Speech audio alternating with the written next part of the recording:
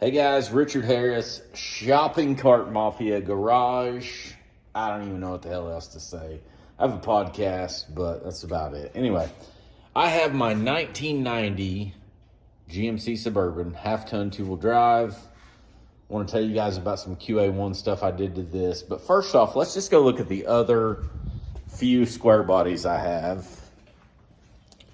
I have a 1983 half-ton four-wheel drive, 350. It's a good truck, man. Then I have a 1974 half-ton two-wheel drive C10. That dude is a 6-liter 4L60. Come over here to this pile of junk that I've been working on. It is an 86 half-ton. Man, I got so much junk in my shop. 86 half-ton two-wheel drive that I am currently LS swapping. Don't let anyone lie to you, dude. That's way tougher than what people think. I have been getting the shit kicked out of me. Oh my God, I've got the shit kicked out of me on that truck. I thought it was going to be, not granted, I didn't think it was going to be easy. But people lie to you. People say it's easy and blah, blah, blah. And it's not, man. It's freaking tough. Now, I'm not super duper intelligent, so that's probably some of it. I drink Keystone Light. That could be also some of it. I don't know. Anyway, let me tell you real quick about my Suburban, though. So, 1990 half-ton two-wheel drive. I did a 4.6 on this. The back, I did a 10 works notch and flip kit.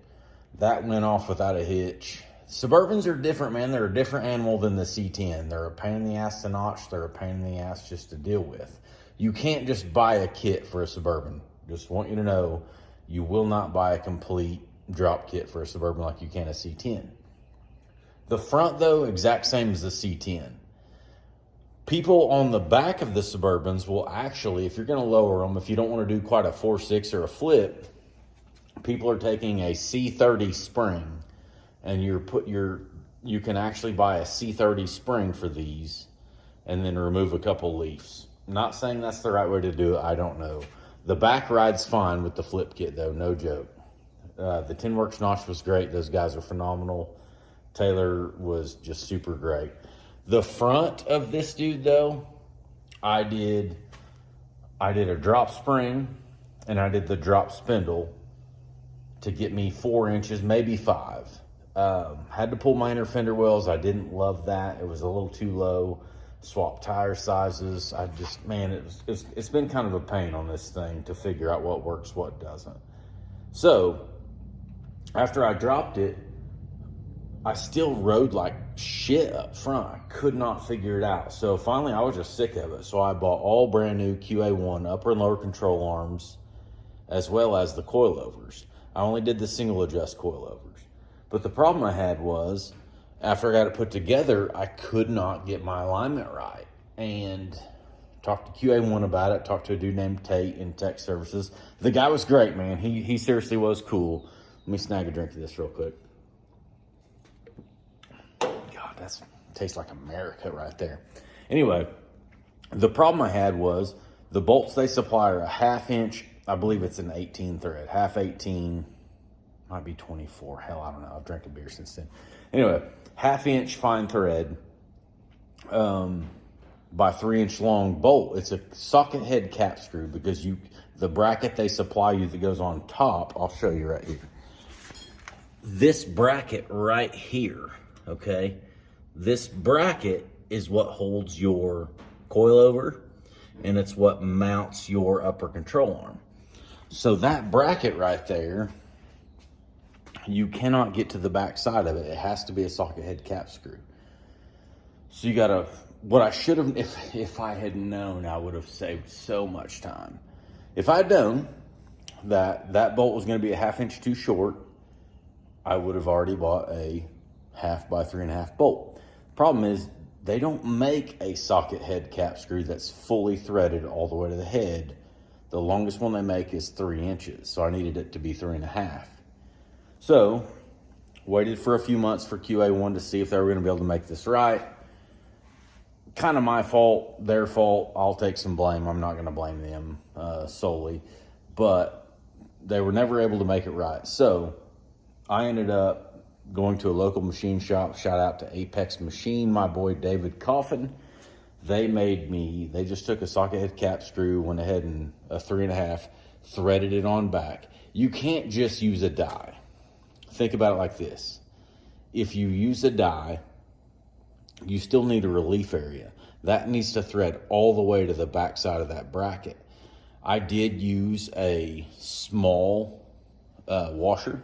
The washer's the same size as the head. I don't remember the name of that washer. But used a small, it was a locking washer though. Used a small washer and with a 3.5-inch long bolt, they threaded it all the way as far as they could.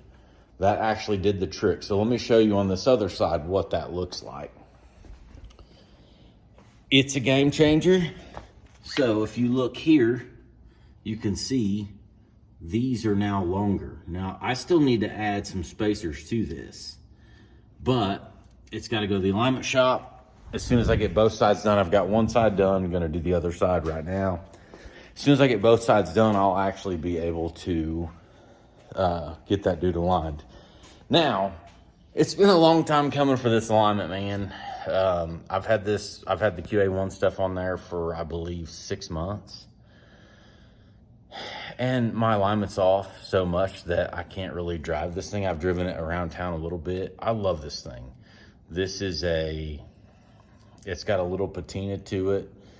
Nothing special. It's just a clean ass burb. Interior's clean. It's still got the stock TBI 350 700R4 that I've had rebuilt. I want to drive this thing. I live in Oklahoma. I live in Northwest Oklahoma. I want to be able to drive this to Dallas. I want to be able to drive it, 10 hours, no problem. The only issue I have with this right now is legit this front end work. So once I get this done, I feel comfortable driving this burb anywhere. I really do. So anyway, if you do buy, my whole point of this video is if you do buy the QA1 Coilover setup, it's not going to hurt you to go ahead and get a 3.5-inch long fine thread bolt and have it threaded all the way. It might cost you $50-$60. Doesn't matter. Even if it's a couple $100, it shouldn't. But I don't care what it costs.